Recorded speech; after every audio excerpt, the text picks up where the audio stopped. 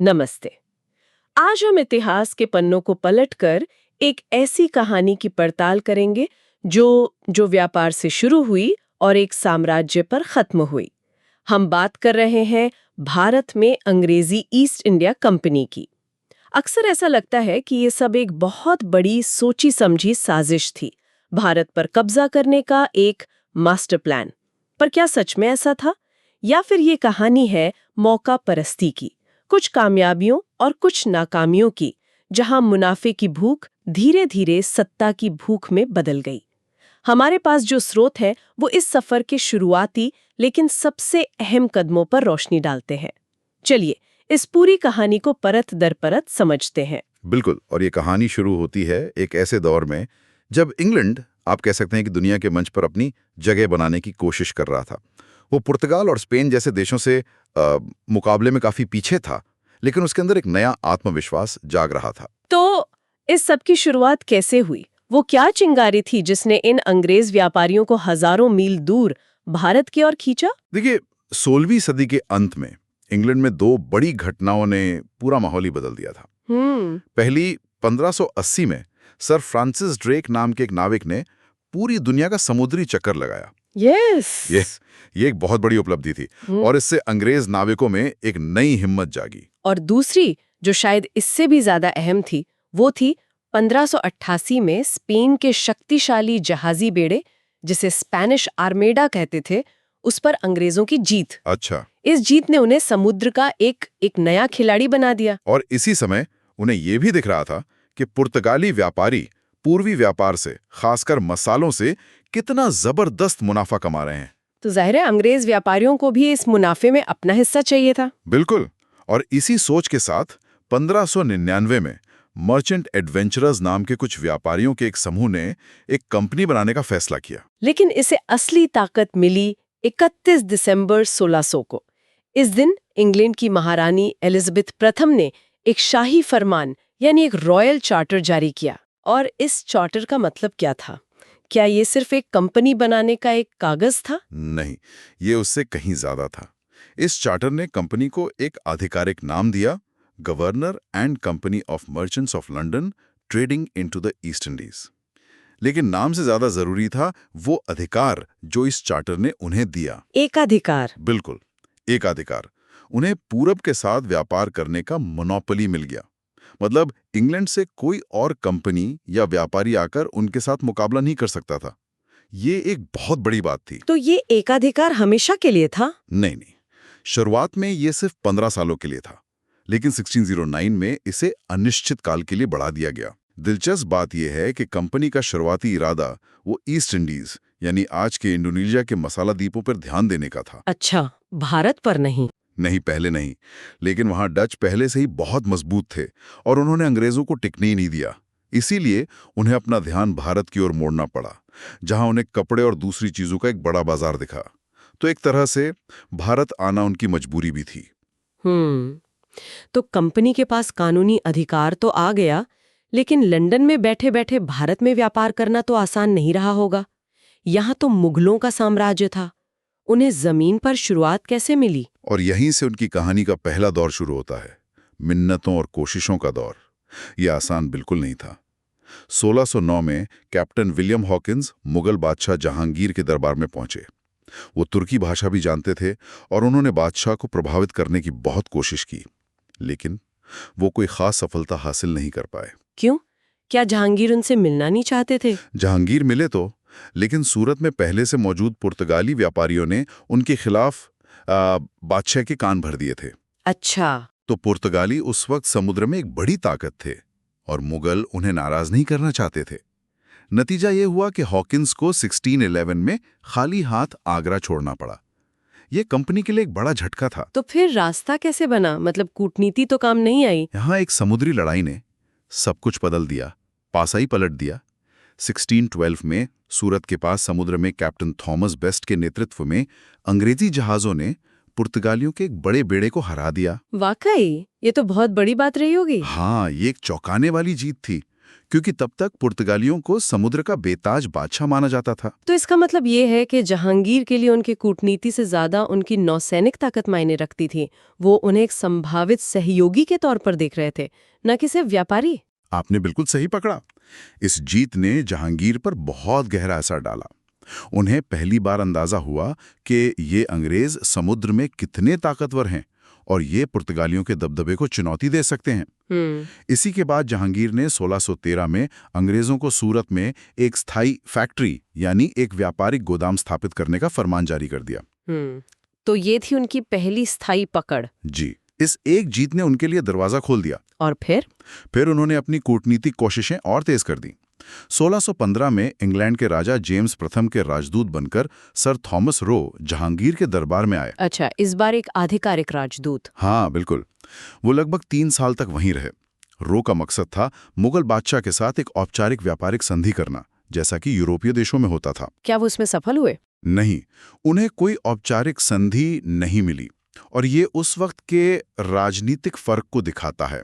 मुगल बादशाह खुद को इतना शक्तिशाली मानते थे कि वो किसी विदेशी राजा के साथ बराबरी की संधि करने का विचार ही नहीं करते थे। वो सिर्फ शाही फरमान जारी करते थे। लेकिन कुछ तो मिला होगा। हाँ बिल्कुल। रो को जहांगीर से कई विशेष अधिकार जरूर मिल गए। उन्हें आगरा, अहमदाबाद और भड़ोच जैसी जगहों पर फैक्ट्रियां खोलने की इजाजत मिल गई। ये एक बहुत बड़ी कामयाबी थी। तो सूरत से उनकी शुरुआत हुई, लेकिन पश्चिमी तट पर उनका सबसे बड़ा केंद्र तो बॉम्बे बना। और जहां तक मुझे याद है, बॉम्बे की कहानी तो बिल्कुल अलग है। ये किसी लड़ाई या फरमान से नहीं मिला। ये वाकई एक दिलचस्प किस्सा है और ये कंपनी की कहानी के दूसरे दौर यानी मौका परस्ती का बेहतरीन उदाहरण है। 1662 में इंग्लैंड के राजा चार्ल्स द्वितीय की शादी पुर्तगाल की राजकुमारी कैथरीन से हुई। इस शादी में पुर्तगाल के राजा ने बॉम्बे का द्वीप चार्ल्स को दहेज के रूप में दे दिया। दहेज में एक पूरा द्वीप? ये तो आज के जमाने में सोचना भी मुश्किल है। लेकिन राजा चार्ल्स ने इस द्वीप का क्या किया? उनके लिए ये द्वीप किसी काम का नहीं था, बहुत दूर था और इसे संभालना मुश्किल था। तो 1668 में राजा चार्ल्स ने इसे सिर्फ 10 पाउंड के सालाना किराए पर ईस्ट इंडिया कंपनी को दे दिया। सिर्फ 10 पाउंड? ये तो मजाक लगता है। क्या राजा को इसकी असली कीमत का अंदाजा ही नहीं था? शायद नहीं था, या वो बस इससे छुटकारा पाना चाहते थे। लेकिन कंपनी ने इसकी अहमियत को तुरंत पहचान लिया। बॉम्बे एक बेहतरीन प्राकृतिक बंदरगाह था। तो उन्होंने 1687 में उन्होंने अपना पश्चिमी मुख्यालय सूरत से हटाकर बॉम्बे में स्थापित कर दिया। ये एक बहुत सोचा समझा और दूरगामी फैसला था। तो पश्चिम में उन्होंने नौसैनिक ताकत और एक तरह से कहें तो एक लकी विरासत के जरिए अपनी जगह बनाई। क्या उन्होंने दक्षिण भारत में भी यही तरीका अपनाया या वहां उनकी रणनीति अलग थी? दक्षिण में उन्होंने अलग तरीका अपनाया क्योंकि वहां का राजनीतिक माहौल बिल्कुल अलग था। मुगलों का सीधा नियंत्रण नहीं था वहां? नहीं, बिल्कुल नहीं। वहां गोलकुंडा जैसी ताकतवर सल्तनतें थीं। तो यहां उन्होंने सीधे बादशाह के पास जाने के बजाय स्थानीय शासकों के साथ सौदेबाजी की। 1632 में उन्होंने गोलकुंडा के सुल्तान से एक सुनहरा फरमान हासिल किया। सुनहरा फरमान? जी हाँ। ये क्या था? इसके तहत सिर्फ 500 पगोडा, उस समय की मुद्रा थी, सालाना चुकाकर उन्हें गोलकुंडा राज्य के सभी बंदरगाहों पर आजादी से व्यापार करने का अधिकार मिल गया। ये तो बहुत ही फायदेमंद सौदा था। बिल्कुल। और मद्रास कैसे उनका सबसे बड़ा गढ़ बना? वो भी एक सूझबूझ भरा कदम था। 1639 में कंपनी के एक व्यापारी ने चंद्रगिरी के स्थानीय शासक से मद्रास को पट्टे पर ले लिया और यहां सिर्फ व्यापार की इजाजत नहीं मिली, उन्हें किलेबंद फैक्ट्री बनाने की अनुमति भी मिली। किलेबंद फैक्ट्री? मतलब अब वो सिर्फ गोदाम नहीं बना रहे थे बल्कि किले बना रहे थे। हाँ, ये एक बहुत बड़ा बदलाव था। मतलब अब वो व्यापारी से जमींदार और किलेदार बन रहे थे। ये एक बड़ा कदम है। बिल्कुल। यही किलेबंद बस्ती बाद में फोर्ट सेंट जॉर्ज कहलाई और इसने पूरे दक्षिण भारत में अंग्रेजी बस्तियों के मुख्यालय की जगह ले ली। ये दिखाता है कि उनकी रणनीति कैसे धीरे धीरे बदल रही थी। तो पश्चिम और दक्षिण में पैर जमाने के बाद कंपनी की नजरें जरूर बंगाल पर गई होंगी। बंगाल उस समय भारत का शायद सबसे अमीर प्रांत था। वहां उनकी एंट्री कैसे हुई? बंगाल तो उस समय व्यापार के लिहाज से सोने की खान जैसा था। वहां का कपड़ा, रेशम, शोरा पूरी दुनिया में मशहूर था। कंपनी ने वहां अपनी शुरुआत 1651 में की, जब बंगाल के मुगल सूबेदार शाह शुजा ने एक फरमान जारी किया। अच्छा, और इस फरमान में क्या था? इस फरमान के तहत कंपनी को सिर्फ 3000 रुपए की एक मुश्त वार्षिक अदायगी के बदले बंगाल में बिना कोई और सीमा शुल्क या चुंगी दिए व्यापार करने की अनुमति मिल गई। ये तो बहुत ही जबरदस्त सौदा लगता है। मतलब एक तय रकम दो और जितना चाहे व्यापार करो, कोई टैक्स नहीं। सुनने में तो यही लगता है, लेकिन यहीं से असली टकराव की शुरुआत हुई। और ये हमें कंपनी की कहानी के तीसरे दौर में ले जाता है, आक्रामकता और विस्तार का दौर। वो कैसे? कंपनी इस फरमान का मतलब ये निकालती थी कि उनका सारा सामान टैक्स फ्री है, लेकिन स्थानीय मुगल अधिकारी ऐसा नहीं मानते थे। वो कहते थे कि ये छूट सिर्फ कंपनी के आयात निर्यात पर है, ना कि उनके स्थानीय व्यापार पर। तो ये एक तरह की अस्पष्टता थी जिसका कंपनी फायदा उठा रही थी। हाँ, और इसी बात पर झगड़ा होता था। स्थानीय चेकपोस्ट पर कस्टम अधिकारी कंपनी के माल को रोकते और टैक्स वसूलने की कोशिश करते। कंपनी शिकायत करती, लेकिन कोई हल नहीं निकलता। आखिरकार कंपनी ने अपनी नीति बदल दी। उन्होंने तय किया कि अगर शांति से बात नहीं बनती तो ताकत का इस्तेमाल किया जाएगा। और ये एक बहुत बड़ा फैसला रहा होगा। एक व्यापारिक कंपनी एक साम्राज्य के खिलाफ ताकत का इस्तेमाल करने की सोच रही थी। बिल्कुल, और उन्होंने ऐसा किया भी। 1686 में अंग्रेजों ने हुगली पर हमला कर दिया और उसे लूट लिया। जवाब में मुगल सेना ने भी जबरदस्त कार्रवाई की और अंग्रेजों को हुगली से खदेड़ दिया। उन्हें गंगा नदी के मुहाने पर एक दलदली और बीमार जगह पर शरण लेनी पड़ी। तो ये उनकी एक बड़ी हार थी। हाँ, एक बड़ी हार थी, लेकिन ये दिखाता है कि अब वो सिर्फ व्यापारी नहीं रह गए थे, वो अपने हितों के लिए लड़ने को तैयार थे। लेकिन इसी टकराव के बाद कलकत्ता की नींव पड़ी, है ना? जी, इस लड़ाई के बाद कंपनी के एक एजेंट जॉब चार्नोक ने मुगलों के साथ बातचीत फिर से शुरू की और एक संधि करने में कामयाब रहे। 1690 में उन्हें सुतानुटी नाम की जगह पर एक फैक्ट्री बनाने की इजाजत मिल गई। लेकिन सबसे बड़ा मोड़ आया 1698 में। क्या हुआ तब? उस साल कंपनी को सिर्फ 1200 रुपए के भुगतान पर 3 गांवों सुतानुटी, गोविंदपुर और कालीघाट की जमींदारी मिल गई। जमींदारी? इसका मतलब तो ये हुआ कि अब वे जमीन के मालिक बन गए और लगान वसूलने का अधिकार भी पा गए। वो स्थानीय प्रशासन का हिस्सा बन गए। बिल्कुल, ये एक बहुत बड़ा बदलाव था। अब वो सिर्फ विदेशी व्यापारी नहीं थे, वो बंगाल के राजस्व सिस्टम का हिस्सा थे। यहीं पर उन्होंने अपनी बस्ती को किलेबंद किया और उसका नाम फोर्ट विलियम रखा। और साल 1700 में यही बस्ती, जिसे अब कलकत्ता कहा जाने लगा, पूर्वी प्रेसिडेंसी का मुख्यालय बन गई। हमारे स्रोत में 1717 के एक फरमान को कंपनी का मैग्ना कार्टा कहा गया है। इसमें ऐसा क्या खास था जिसने इसे इतना महत्वपूर्ण बना दिया? 1717 में मुगल बादशाह फर्रुखसियर ने कंपनी को 3 शाही फरमान जारी किए, जो उनके लिए वाकई एक मैग्ना कार्टा यानी महान अधिकार पत्र साबित हुए। बंगाल के लिए जो फरमान था वो सबसे अहम था। इसमें 3000 रुपए सालाना के बदले कंपनी के आयात निर्यात को सभी कस्टम शुल्कों से छूट दे दी गई। लेकिन सबसे बड़ी बात यह थी कि कंपनी को अपने माल के परिवहन के लिए दस्तक यानी पास जारी करने का अधिकार मिल गया। दस्तक जारी करने का अधिकार, इसका मतलब है कि वो खुद ही अपने माल को टैक्स फ्री सर्टिफिकेट दे सकते थे। ये तो सीधी सीधी ताकत अपने हाथ में लेने जैसा है। बिल्कुल। इसमें तो दुरुपयोग की बहुत गुंजाइश है। बहुत ज्यादा। इसका मतलब था कि कंपनी का कोई भी माल जिस पर कंपनी का दस्तक लगा हो, उसे पूरे प्रांत में कोई भी चुंगी अधिकारी नहीं रोक सकता था। इसके अलावा सूरत में भी उन्हें छूट मिली और बॉम्बे में कंपनी की टकसाल में ढाले गए सिक्कों को पूरे मुगल साम्राज्य में चलाने की मान्यता मिल गई। इन फरमानों ने कंपनी को बेहिसाब व्यापारिक फायदे और ताकत दी। तो कंपनी भारत में तो लगातार मजबूत हो रही थी, लेकिन क्या इंग्लैंड में सब कुछ ठीक था?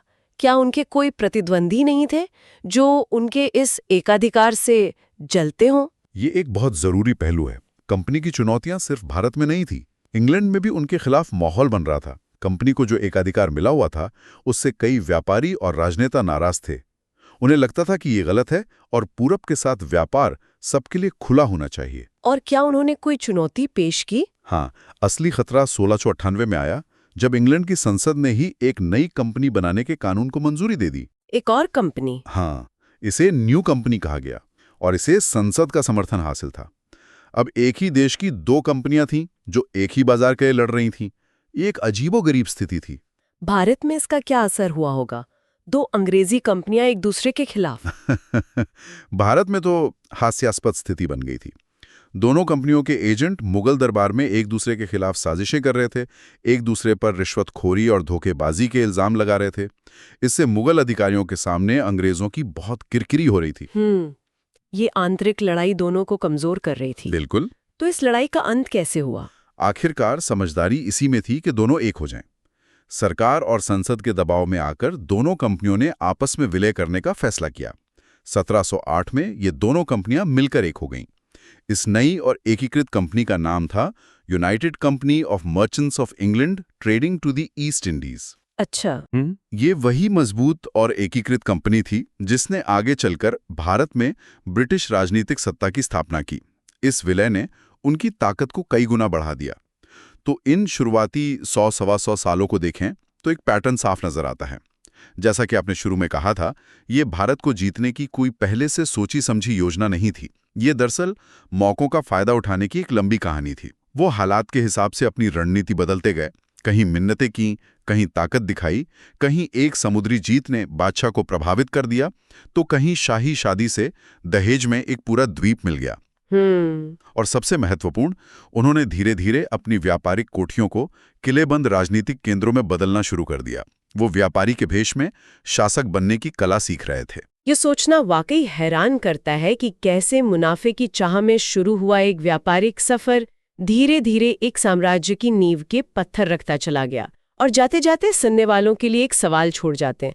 1717 में जो दस्तक यानी टैक्स फ्री पास जारी करने का अधिकार कंपनी को मिला था, जब वो अधिकार कंपनी के कर्मचारियों के हाथ में आया होगा जो अपना निजी व्यापार भी कर रहे थे, तो उसका दुरुपयोग किस तरह से हुआ होगा और कैसे एक व्यापारिक सुविधा आगे चलकर बंगाल के नवाबों जैसे स्थानीय शासकों के साथ एक बड़े टकराव और प्लासी की लड़ाई जैसी घटनाओं का कारण बनी होगी।